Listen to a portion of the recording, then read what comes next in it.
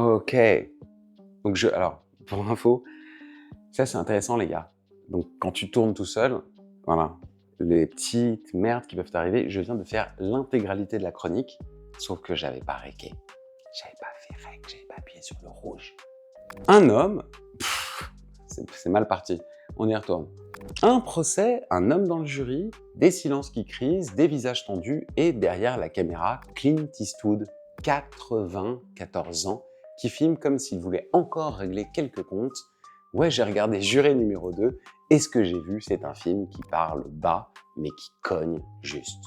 Alors comme d'habitude, mon petit speech pour te motiver à t'abonner, liker, commenter et aussi partager au maximum, histoire de voir où cette petite chaîne qui monte peut aller.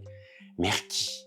Aujourd'hui, j'ai regardé pour toi Juré numéro 2 et attention, on n'est pas du tout dans du thriller à twist tape à l'œil. Ici, tout se joue dans les regards, les doutes et les silences. Pas de frime, pas de surenchère, juste un homme, un dilemme et un vieux réal qui connaît chaque rouage du suspense moral.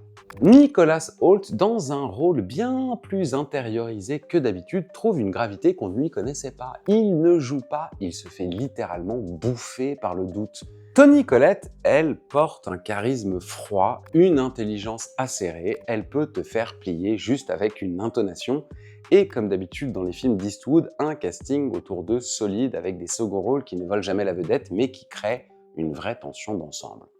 Ce que tu vois à l'écran, c'est le style Eastwood jusqu'à la moelle. Caméra fixe ou discrète, découpage ultra classique, pas de fioritures, l'essentiel, rien que l'essentiel. Ça pourrait être plan-plan, mais non, parce que cette mise en scène minimale te fait regarder là où ça compte. Dans les yeux, dans les micro-hésitations, dans ce petit moment où le doute s'infiltre. La lumière est crue, comme pour dire « voilà ce qui se passe, pas de cinéma, juste la vie ». Et ce dépouillement, c'est pas une faiblesse, c'est justement le propos. C'est peut-être le dernier Eastwood. Et ça se sent. Pas dans la fatigue, dans la lucidité. Le film regarde les gens avec une gravité, avec une tendresse sèche, sans chercher de héros. Tu penses bien sûr à 12 hommes en colère pour la tension éthique, Mystic River pour l'introspection morale, Le verdict de Lumet pour l'usure des idéaux et même un peu Gran Turismo pour ce que ça raconte. La justice, c'est pas toujours la loi. Alors il n'y a pas de grande révélation, il n'y a pas de moment de bascule hollywoodien, il y a juste une tension lente, rampante, humaine et une seule vraie question, qu'est-ce que toi tu aurais fait à la place du personnage principal? Le film ne te donne pas la réponse, il t'y amène doucement et il t'y laisse clean style.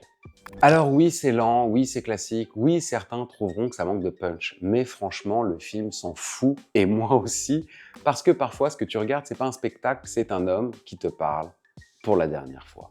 Alors, si tu as vu et que tu as aimé Juré numéro 2, va voir Jugé coupable, un Clint Eastwood cousin, 12 hommes en colère, le maître étalon bien sûr, Spotlight pour la tension en sourdine, Anatomie d'une chute si tu veux l'épure moderne, et Manchester by the Sea si tu veux ressortir en PLS moral. Juré numéro 2, c'est pas un thriller, c'est un murmure de fin de parcours. Un film qui dit « je n'ai pas toutes les réponses, mais je sais où sont les bonnes questions ». Et si c'est vraiment le dernier Clint Eastwood, eh ben c'est une belle sortie, pas en fanfare, mais avec un regard franc, droit dans les yeux.